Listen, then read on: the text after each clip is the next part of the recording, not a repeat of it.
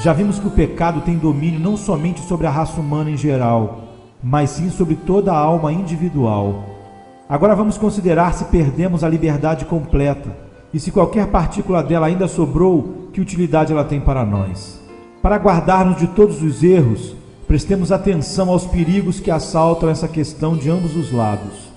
Se um homem é informado que perdeu todo o senso daquilo que é justo, imediatamente faz disso uma desculpa para a preguiça.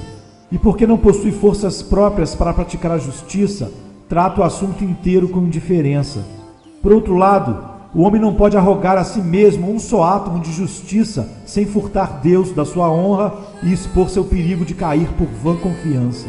Se não quisermos naufragar em qualquer uma dessas rochas, devemos sustentar o seguinte rumo.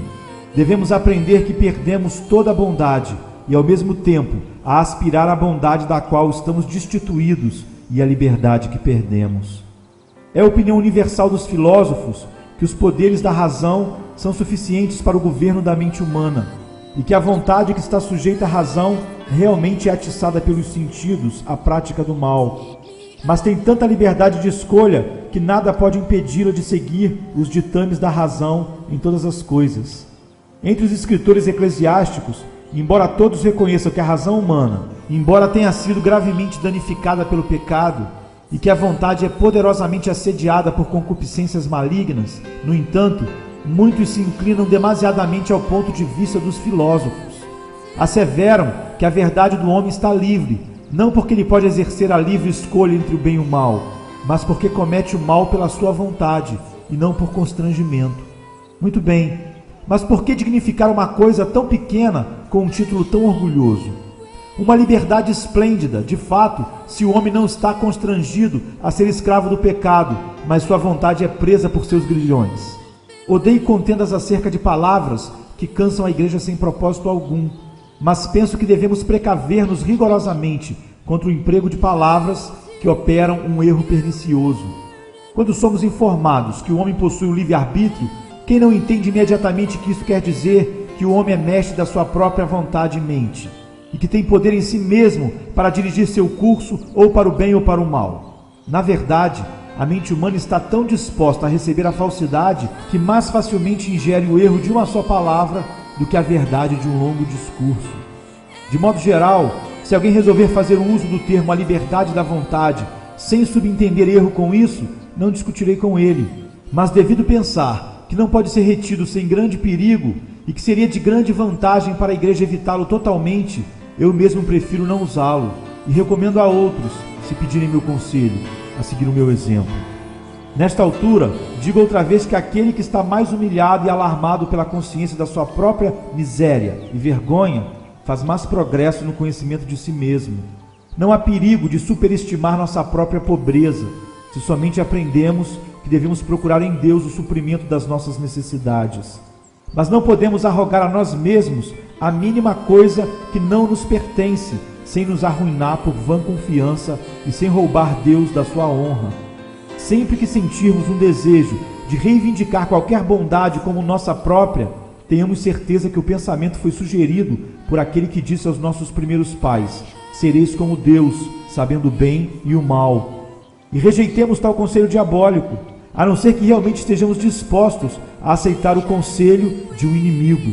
Certamente é agradável ter bondade suficiente para nos justificar em confiar em nós mesmos, mas podemos ser impedidos de semelhante vã confiança por muitas passagens importantes na palavra de Deus.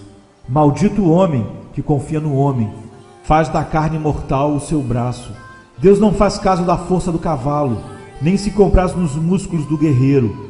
Agrada-se o Senhor dos que o temem e dos que esperam em sua misericórdia. Deus faz forte ao cansado e multiplica as forças ao que não tem nenhum vigor. Jeremias 17:5, Salmo 147:10, Isaías 40, versículo 29. Lembremos-nos também de promessas tais como as seguintes: derramarei água sobre o sedento e torrentes sobre a terra seca. Isaías 44:3. Ó vós que tendes sede, vinde às águas. Isaías 55:1. Expressões estas que testificam que ninguém tem licença de desfrutar da misericórdia de Deus, senão aqueles que são humilhados pela consciência da sua própria pobreza. Sempre fiquei muito satisfeito com aquele ditado de Crisóstomo: o alicerce da nossa filosofia é a humildade. E ainda mais satisfeito com o de Agostinho, quando certo orador foi perguntado qual era o requisito mais importante para um orador eloquente, respondeu: uma boa entrega. E depois disso, uma boa entrega. E em terceiro lugar, uma boa entrega. Assim, se me perguntas qual o requisito mais importante para um cristão verdadeiro, respondo: primeiramente, a humildade. Em segundo lugar, a humildade. E em terceiro, a humildade. Concordo com um ditado bem conhecido, precedente de Agostinho, que diz: na queda, os dons naturais do homem foram corrompidos, enquanto os seus dons sobrenaturais foram inteiramente perdidos. Entre esses últimos estão o amor a Deus, o amor ao próximo e o desejo por santidade e justiça. Cristo os restaura para nós e, portanto, corretamente os consideramos sobrenaturais. Daí concluirmos que foram perdidos na queda. Perdemos também a mente sadia e o coração reto, e assim foram corrompidos nossos dons naturais. O poder de raciocínio mediante o qual o homem discerne entre o bem e o mal, e pelo qual exerce o entendimento e o bom juízo, é dom natural, e, portanto, não poderia ser totalmente destruído, mas foi em parte enfraquecido e em parte viciado, de modo que dele nada resta, senão uma ruína desagradável à vista.